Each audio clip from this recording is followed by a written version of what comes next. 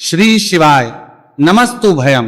दोस्तों, जैसा कि आप सभी लोग जानते हैं कि 16 फरवरी 2026 फाल्गुन महीने में पड़ने वाली सोमवार चतुर्दशी तिथि है और फाल्गुन महीने की सोमवार व्रत है और हमारे हिंदू धर्म में इसका बहुत ही बड़ा और विशेष महत्व होता है। अगर कभी भी मौका लग जाए और फाल्गुन महीने का चतुर्दशी तिथि सोमवार के दिन पा जाए तो आप लोगों को सिर्फ और सिर्फ तुलसी की सूखी लकड़ी वाला उपाय तो अवश्य ही करना चाहिए। इन दोनों का संयोग बहुत ही कम आता है। इसी के साथ में गुरुजी ने अपनी शिव पुराण कथा में बताया है कि इस दिन आपको तुलसी की सूखी लकड़ी वाला उपाय तो आपको अवश्य ही करना चाहिए, क्योंकि ऐसा दिन पूरे साल में सिर्फ एक ही बार आता है। और दोस्तों, आप सभी लोग जानते हो कि सोमवार चतुर्दशी तिथि का अगर सबसे बड़ा कोई उपाय है तो वह तुलसी की लकड़ी वाला उपाय है। तो दोस्तों, सोमवार चतुर्दशी तिथि के दिन आप लोगों को इस तुलसी की सूखी लकड़ी वाला उपाय को जरूर करना है। बहुत सारे लोग होंगे जिन लोगों ने इस उपाय को ना किया हो, मतलब पूरा साल निकल गया, उन्होंने किसी भी दिन इस तुलसी की सूखी लकड़ी वाला उपाय को ना किया हो। पर दोस्तों, आपके पास एक आखिरी मौका बचा हुआ है, जो कि सोमवार चतुर्दशी तिथि के दिन है। इस दिन आप लोगों को इस वाले उपाय को जरूर कर लेना है। भले ही आपने पूरे महीने भर इस उपाय को ना किया हो, पर अगर आपने इस फाल्गुन महीने के सोमवार चतुर्दशी तिथि के दिन अगर इस वाले उपाय को कर लिया तो आपको इस उपाय को करने का वह फल मिलेगा जिसकी आपने कभी कल्पना भी नहीं करी होगी। इसीलिए आप लोग इस वाले उपाय को एक बार जरूर कर लेना है, ताकि आप लोगों के हाथ से यह मौका ना जा सके और आप इस उपाय को का फल मिलेगा। दोस्तों, यह उपाय पंडित जी ने अपनी अभी की ही श्री शिव महापुराण की कथा में बताया है, जिस उपाय को आज हम आपको बहुत अच्छे से समझाने वाले हैं। इस वीडियो को देखने के बाद उपाय को समझने के लिए आपको कोई और वीडियो को देखने की जरूरत नहीं पड़ेगी। तो चलिए दोस्तों, उपाय को शुरू करते हैं। देखिए, ये इस फाल्गुन महीने सोमवार चतुर्दशी तिथि के दिन ये इतना खास होता है, इतना महत्वपूर्ण होता है। देखा गया कभी कभी बड़े बड़े पूजा पाठ अनुष्ठान से जो कि मनोकामना पूर्ण नहीं होते, वहां फाल्गुन महीने के सोमवार चतुर्दशी तिथि के दिन एक छोटे से उपाय करने से ही आपकी मनोकामना पूर्ण हो जाती है। और बहुत सारे लोगों ने इस उपाय को किया भी है, पर उनको इस उपाय को करने का फल भी जरूर मिला है। अगर आप लोग भी पूछी जाए इस उपाय को करना चाहते हैं तो आप इस उपाय को पहले अच्छे से समझ लेना, सुन लेना, उसके बाद करना। इस उपाय का फल जरूर मिलेगा। और इस उपाय को कर लेने से आपके घर में चाहे किसी भी प्रकार की दुख और समस्या क्यों ना चल रही हो, आपको उसका कारण भी नहीं पता है कि भाई ये समस्या किस कारण से चल रही है, उसका कुछ भी कारण हो सकता है। जैसे पितृदोष हो सकता है या किसी भी तरह का मंगल दोष भी हो सकता है। तो इस दिन आप लोगों को ये वाला उपाय कर लेना है। ये एक ऐसा उपाय है जिस उपाय को अगर किसी विशेष दिन पर किया जाए तो भाई उस विशेष दिन का जो है तो हमें मिलता ही मिलता है, पर हमने उस दिन पर इस उपाय को किया है तो हमें उससे भी बड़ा फल मिलता है, और फल बहुत जल्दी मिलता है, क्योंकि आप इस उपाय को बहुत ही बड़े और विशेष दिन पर कर रहे हो। तो चलिए अब उपाय के बारे में बात करते हैं, लेकिन उससे पहले आप लोगों को यह जानना आवश्यक है कि आखिर ये उपाय किस समय करना है, किसको करना है और कैसे करना है। तो चलिए हम आगे आपको वीडियो में एक एक कर ये बता देते हैं। लेकिन अगर आप लोग हमारे चैनल पर पहली बार आए हैं या फिर मेरी आवाज आज पहली बार सुन रहे हैं तो हमारे चैनल को सब्सक्राइब जरूर कर लेना और इस वीडियो को लाइक करके कमेंट बॉक्स में श्री शिवाय नमस्तु भयम ओम नमः शिवाय जरूर टाइप कर देना।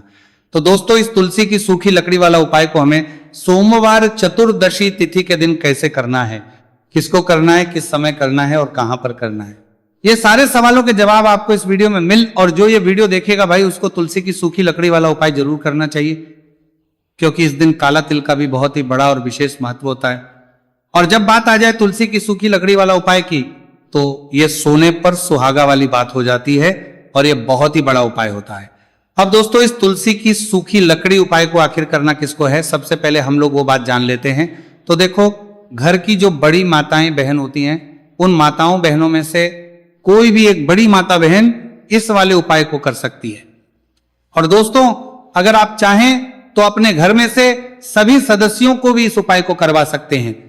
अगर किसी व्यक्ति की खुद की कोई मनोकामना है, खुद की कोई दुख और परेशानी है जो कि वो अपने लिए ही करना चाहता है इस वाले उपाय को, तो वो खुद अपने लिए भी कर सकता है। बाकी अगर कोई घर में से ऐसा है जो कि अपने पूरे घर परिवार के सुख और शांति के लिए ये वाला उपाय करना चाहता है, तो भाई वो भी कर सकता है, उसमें भी कोई दिक्कत नहीं।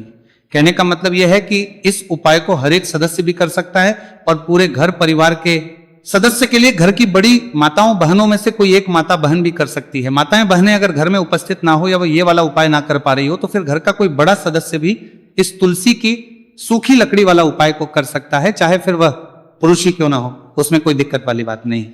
उसके बाद में दोस्तों जो अगला प्रश्न निकल कर आता है वो ये आता है इस उपाय को लेकर कि आखिर इस उपाय को हमें किस समय करना है, सुबह के समय करना है कि शाम के समय करना है। तो देखो इस वाले उपाय को आप लोग सुबह के समय भी कर सकते हो और शाम के समय प्रदोष काल में भी कर सकते हो।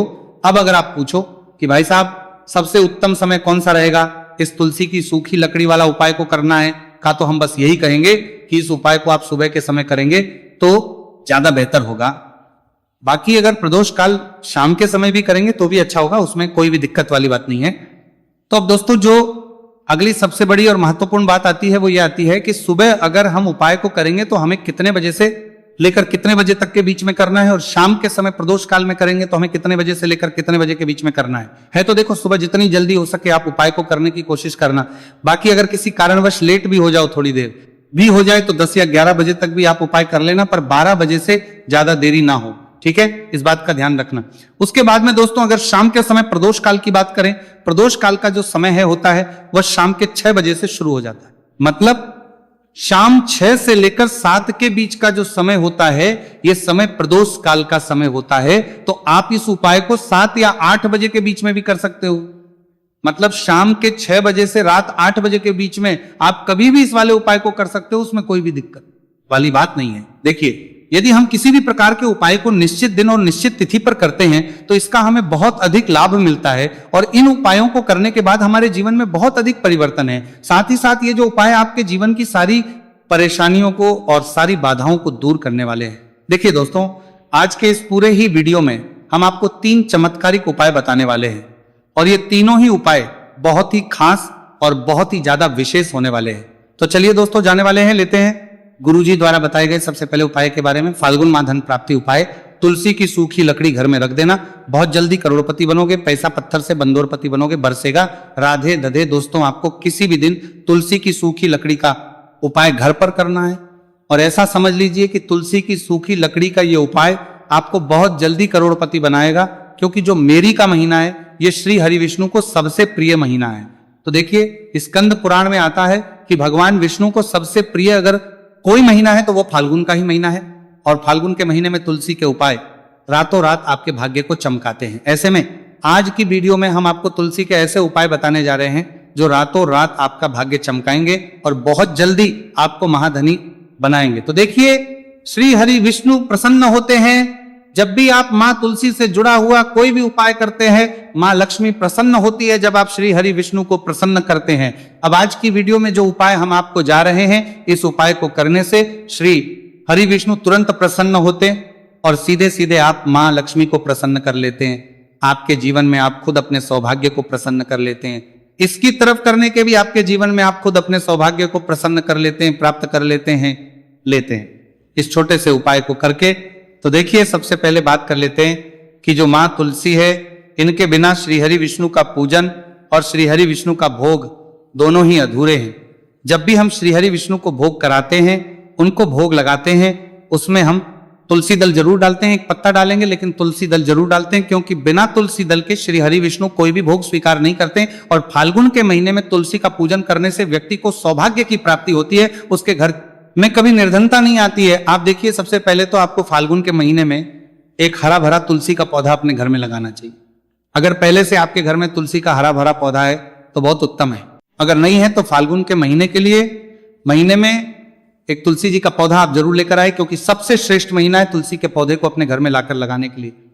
दूसरी चीज कि देखिए फाल्गुन के महीने में या उससे पहले आपके घर में तुलसी जी का पौधा सूख गया है, और अगर तुलसी का पौधा आपके घर में सूखा हुआ है तो उससे कौन पाए है जो आप करके रातों रात अपने भाग्य को चमका सकते हैं। तो देखिए अगर आपके घर में तुलसी जी का सूखा हुआ पौधा है, इसमें आपको हरे भरे पौधे से उपाय नहीं करना। आपके घर में तुलसी जी का अगर सूखा हुआ पौधा है उसी से आप उपाय करेंगे, इस चीज का ध्यान रखेंगे। तो देखिए अगर तुलसी जी का पौधा सूख गया है तो आपको क्या करना है, छोटी छोटी टहनियां लेनी है, गिनकर के 7 टहनियां, ठीक है ना। कितनी टहनियां लेंगे, 7 टहनियां लेंगे। थोड़ा सा मौली धागा आपको लेना है और सातों तुलसी की सूखी लकड़ी को एक के अपने अंदर एक यानी गट्ठा टाइप का बनाना है और उसको बांध देना है। ठीक है ना। सारी तुलसी की लकड़ियों को इकट्ठा करना है और मौली धागे से बांध देना है। बांध देंगे कलावा लपेट कर। अब आपको क्या करना है, रोली का इस तुलसी की सूखी लकड़ी पर आपको करना है, रोली का तिलक करेंगे। अगर चंदन है तो थोड़ा सा चंदन लगा दीजिए। अब ये तुलसी की जो सूखी लकड़ी है ये आपको थोड़ी देर अपने घर के मंदिर में रखनी है श्री हरि विष्णु के सामने, और एक देसी घी का दीपक आपको श्री हरि विष्णु के सामने लगाना है। दीपक गोल बाती का लगाएंगे और उसमें एक चुटकी पिसी हुई हल्दी डाल देंगे। ठीक है ना। श्री हरि विष्णु को हल्दी बहुत प्रिय दीपक लगा देंगे। थोड़ी देर बाद जो तुलसी की लकड़ियां हैं उनको ऐसे ही रखा रहने देंगे, तिलक कर देंगे। अब थोड़ी देर बाद आपको क्या करना है, तुलसी की वो जो सूखी लकड़ी बांधी थी कलावे से, मोली धागे से, अब आपको उन्हें उठाना। एक छोटे से लाल कपड़े में आप इसको रख लीजिए। ठीक है ना। लाल कपड़े में रख लीजिए, पीला कपड़ा हो तो पीले कपड़े में रख लीजिए। रखने के बाद आपको क्या करना है, इसकी पोटली टाइप की बना देनी है। धागे से लपेटकर मोली धागे से पोटली बना लीजिए, आराम से बंध जाती है। अब इस पोटली को आपको कहां रखना है, इसे आपको अपने घर के मुख्य द्वार पर टांगना है। ठीक है ना। अंदर की तरफ मुख्य द्वार पर अंदर की तरफ टांग दीजिए और मां लक्ष्मी का ध्यान करिए, श्री हरि विष्णु का ध्यान करिए, उनसे प्रार्थना करिए कि हे धन की देवी महालक्ष्मी, आप मेरे घर में पधारिए और अपनी कृपा मुझ पर बरसाइए। इस तरह से आपको प्रार्थना करनी है और मंत्री बोलना है, ओम नमो भगवते वासुदेवाय नमः 11 बार। ये मंत्र बोलना है। एक दीपक आपको जिस दिन भी उपाय कर रहे हैं अपने घर के मुख्य द्वार पर प्रज्वलित करना है। चौमुखी दीपक, 4 बाती का दीपक लगाएंगे और थोड़ी सी हल्दी उस दीपक में भी डाल देंगे। मुख्य द्वार पर दीपक बाहर की तरफ लगाना है, सीधे हाथ पर। ठीक है ना। ये उपाय फाल्गुन में आप करिए और देखिए कि कैसे आप महाकरोड़पति बनते हैं, कैसे आपके पास पैसा आता है और कैसे आपके पास पैसा रुकता है। तो ये वही उपाय है जो रातों रात आपके भाग्य को चमकाएगा और आपको महाधनी बनाएगा। छोटा सा उपाय आपको महाकरोड़पति बनाएगा। आपके बाद करोड़पति या बनते बनाया गया है, देगा। अगर सच्ची श्रद्धा से आपने इस उपाय को कर लिया, साथ ही साथ फाल्गुन के महीने में अगर कोई जूते का दान कर देता है, जूते चप्पलों का कोई दान कर देता है, इस माह में तो समझ लीजिए उसे हर वो वस्तु मिलती है जिसकी वो कल्पना करता है, जिसकी वो चाहता है। आपने अगर कुछ ऐसा सोचा है कि हाँ मुझे ये वस्तु या मुझे ये चीज मिल जाए, मेरी ये इच्छा पूरी हो जाए, आपकी कोई भी इच्छा अधूरी है, पूरी नहीं हो रही, तो फाल्गुन माह में आप चाहे किसी एक व्यक्ति को दान करें, जूते या चप्पल का दान जरूर करेंगे और फिर देखिए कि आपका भाग्य कैसे आपका साथ देता है और कैसे आप अपने जीवन में आगे बढ़ते चले जाते हैं। तो बहुत अच्छे से उपाय आपको बताया है। अब हम बात करते हैं दूसरे विशेष उपाय की। देखिए ये उपाय भी तुलसी जी के पौधे के वहां पर करना है। आपके भाग्य का उदय करने के लिए आपके घर में धन सम परेशानियां हैं, कर्ज की समस्या अगर दिन पर दिन बढ़ती जा रही है, खत्म नहीं हो रही है, बहुत ज्यादा परेशानियां हैं, तो आपको ये उपाय करना चाहिए। देखो करना क्या है, बहुत ध्यान से समझना। आपको मात्र तांबे के पात्र के अंदर जल लेना है, उस जल के अंदर एक चुटकी आपको हल्दी मिला देनी है। ठीक है। और साथ में लेना है एक कमल गट्टा या केवल उपाय फाल्गुन सोमवार चतुर्दशी तिथि के दिन करना है। अगर आपको ऐसा लगता है कि आपके जीवन में अष्टलक्ष्मी का वास नहीं है, भाग्य का साथ आपको नहीं मिल पा रहा है, तो आप ये उपाय शनिवार के दिन कर सकते हैं, सोमवार चतुर्दशी तिथि के दिन भी कर सकते हैं। ठीक है। शनिवार सोमवार दोनों दिन आप ये उपाय कर सकते हैं। देखो करना क्या है, इस जल के पात्र के अंदर हल्दी डाली और एक कमल गट्टा डाला। अब आपको तुलसी जी के वहां पर जाना है। देखिए जब आप हल्दी डालोगे जल के पात्र के अंदर, तब आपको ओम नमो भगवते वासुदेवाय का 11 बार जाप करना है, फिर हल्दी डालना है। जब आप कमल गट्टा डालोगे तब आपको ओम श्री नमः या ओम महालक्ष्मी नमः इस मंत्र का जाप करते हुए कमल गट्टा डालना है, 11 बार जाप करना है। ठीक है। कमल गट्टा और हल्दी दोनों होना चाहिए। कमल गट्टा महालक्ष्मी का प्रतीक माना जाता है और हल्दी जो है वो भगवान विष्णु के निमित्त आप हल्दी डालेंगे। ठीक है। इस जल को आपको तुलसी जी की जड़ में अर्पित करना है। ओम नमो भगवते वासुदेवा का जाप करते हुए बस इतना सा उपाय करना। धन संबंधी को कोई भी परेशानियां हैं वो सब दूर हो, ऐसी आपको प्रार्थना करनी है। कर्ज से जुड़ी कोई परेशानी हो तो ऐसी प्रार्थना करनी है कि ये दूर हो जाए, ऐसी कामना करते हुए ये दूसरा प्यारा सा उपाय आपको करना है। तो देखो ये हो गया उपाय जो कि आप सुबह से लेकर के शाम तक कर सकते हैं। चतुर्दशी तिथि सोमवार या शनिवार के दिन सिर्फ एक बार ही करना है। अब जो कमल गट्टे को आपको वहीं पर तुलसी जी के वहां पर रखे रहने देना है, आपको उठाना नहीं है। वो कमल गट्टा चाहे तो आप तुलसी जी के वहीं पर गांठ दें, ठीक है, तो भी चलेगा। तो इस प्रकार से आपको ये सुंदर सा उपाय करना है। अब हम बात करते हैं तीसरे उपाय की। ध्यान ना रखना, ये जो दूसरा उपाय है ये आपको आपके घर में ही करना है, बाहर कहीं पर भी करके आना, ठीक है। घर में अगर तुलसी जी हो तो ही आप ये उपाय कर सकते हैं। अब आपको क्या करना है, भगवान शिव के मंदिर में जाएंगे, जो एक बेलपत्र है वह माता अशोक सुंदर वाले स्थान पर आपको अर्पित करना है। डंडे का हिस्सा जलाधारी की तरफ हो चाहिए। उस प्रकार से आपको यह बेलपत्र अर्पित करना है। जब बेलपत्र अर्पित करोगे तब आपको कंदकेश्वर महादेव का नाम लेना है, माता अशोक सुंदरी वाले स्थान पर। ठीक है। आप जो चावल के दाने हैं, जो अक्षत लेकर आए हैं, वो भगवान शिव के शिवलिंग पर आपको अर्पित करना है। जब आप अर्पित करोगे तब आपको बृहस्पति शवर महादेव का नाम लेना है। बृहस्पति शवर महादेव ही एक ऐसे महादेव हैं जो आपके गुरु ग्रह को मजबूत करता है। तो आपको इस प्रकार से अर्पित करना है। और अंत में एक लौटा जल धीरे धीरे पतले दरा से बृहस्पति शवर महादेव का स्मरण करते हुए या श्री शिवाय नमस्तु भयम का जाप करते हुए आप अर्पित करें। यह केवल और केवल सोमवार चतुर्दशी तिथि के दिन किया जाता है और यह उपाय बहुत ही ज्यादा प्रभावशाली है। ध्यान रखना, हल्दी का उपयोग मत करना।